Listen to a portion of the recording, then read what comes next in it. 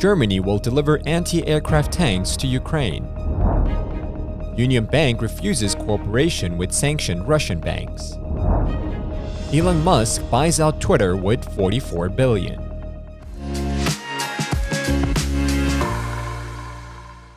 Hello, I'm Johnny. Thank you for joining us on FUNDAY News. It's April 27th, Wednesday, and here are your top stories.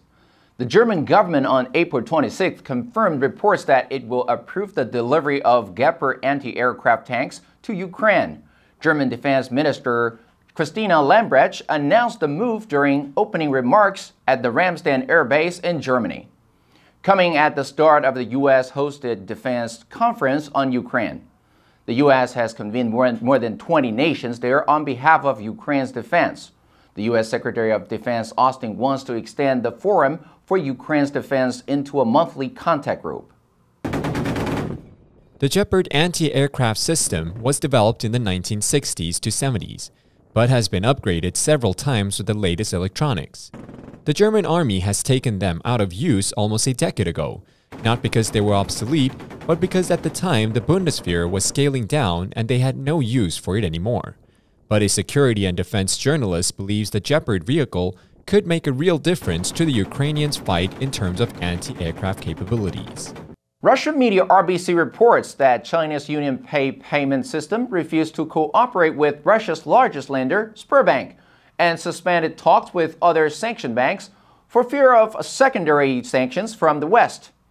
Sberbank's employees were told about such a decision by the Chinese payment system at a closed meeting. The Moscow Times said, the Russia-China no-limits friendship eventually, in the case, exposed China's reluctance to run afoul of unprecedented Western sanctions.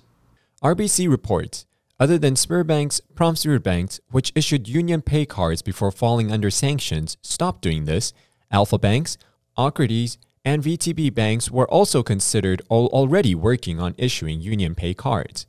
But due to fear of secondary sanctions, UnionPay put the negotiations on pause without explanation. RBC said Sberbank's VTB, Alpha Bank, Sovcom Bank, Promptsteuer Bank, and Ocrates are under the toughest UX sanctions and cooperations with them risking a secondary sanctions. April 25th, 2022, Twitter agreed to sell itself to Elon Musk for $54.2 a share, roughly $44 billion as a whole.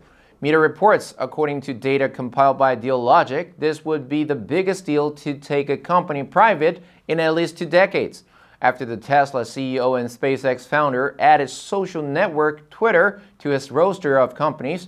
The biggest question immediately raised is about what he will do with the platform and how his actions will affect online speech globally. In a statement announcing the deal, Musk said, "Free speech is the bedrock of a functioning democracy, and Twitter is the digital town square where matters vital to the future of humanity are debated. Twitter has tremendous potential." He looks forward to unlocking the possibilities. Musk has previously said he believes Twitter should be a home for free speech, which many worries means that those previously banned, including former US President Donald Trump, could return to the platform. The U.S. and Britain have given Sweden a pledge of protection for the duration of the NATO application.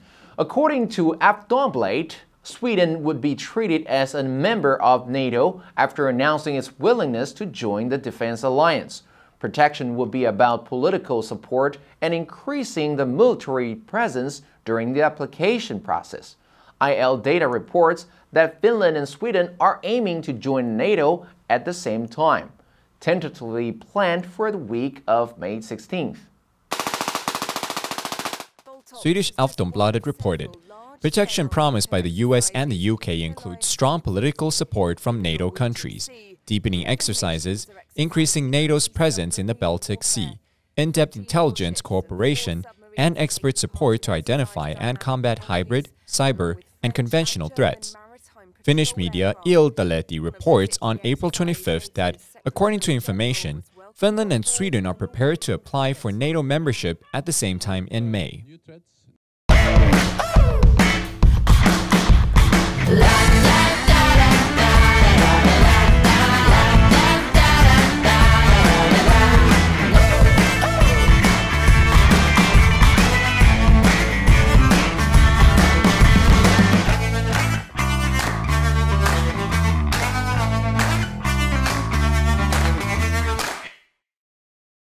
A bomb blast on a minibus killed 3 Chinese employees at Karachi University's Confucius Institute on April 26th.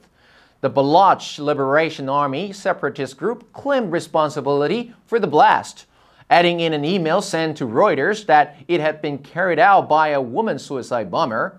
A university spokesman told Reuters the death included the Chinese director of the Confucius Institute and other faculty members of the institute.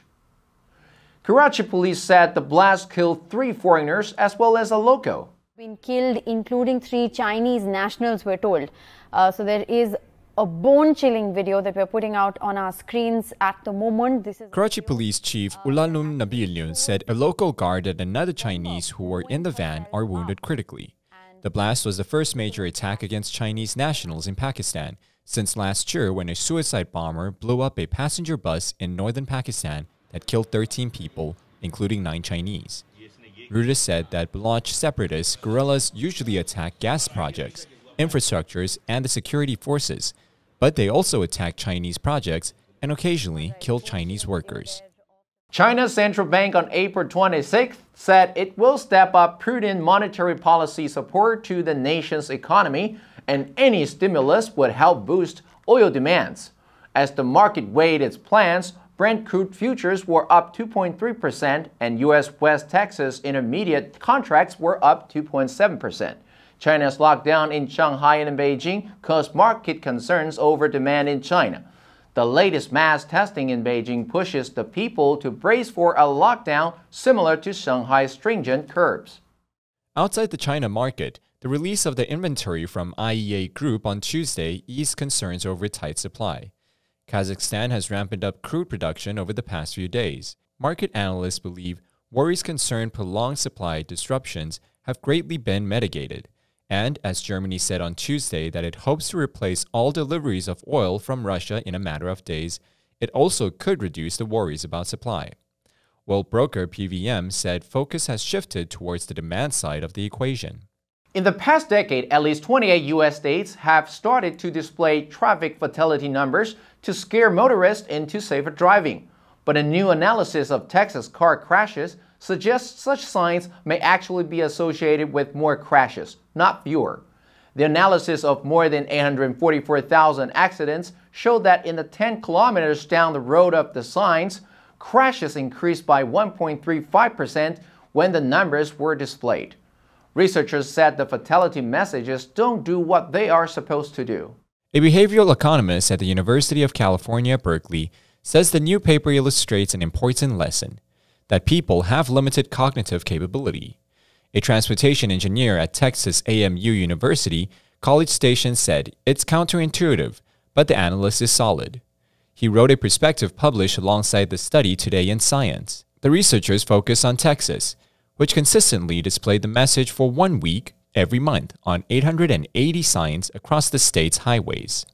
The New York Times reports that Russian forces are using landmines that are scattered by missiles. In Bezaruki, a small town in northeastern Ukraine, civilians found the evidence. People there heard the weapon roar like any rocket, but instead of exploding immediately, they eject up to 24 mines that explode at intervals, parceling out death in the hours later. It's called a PDM-1S landmine and is banned under certain interpretations of international law and was never officially recorded during the war. An eyewitness of the cluster munitions said, after the missile landed without an explosion, he went out to climb on the window of his house. He saw a green tube near the fence in his neighbor's yard. He immediately took a picture and went inside. He said the mines are a green tube the size of a liter of soda, and it exploded 20 minutes later. He heard the eruption continue throughout the day. Data reveals the Russian PTM-1S is a dispenser-ejected scatterable self-destructive with a green plastic case blast landmine. And that's all the time we have for today. Thank you for joining us on FUNDAY News. Let's make every day a fun day. I'm Johnny Wu, your host. I will see you next time.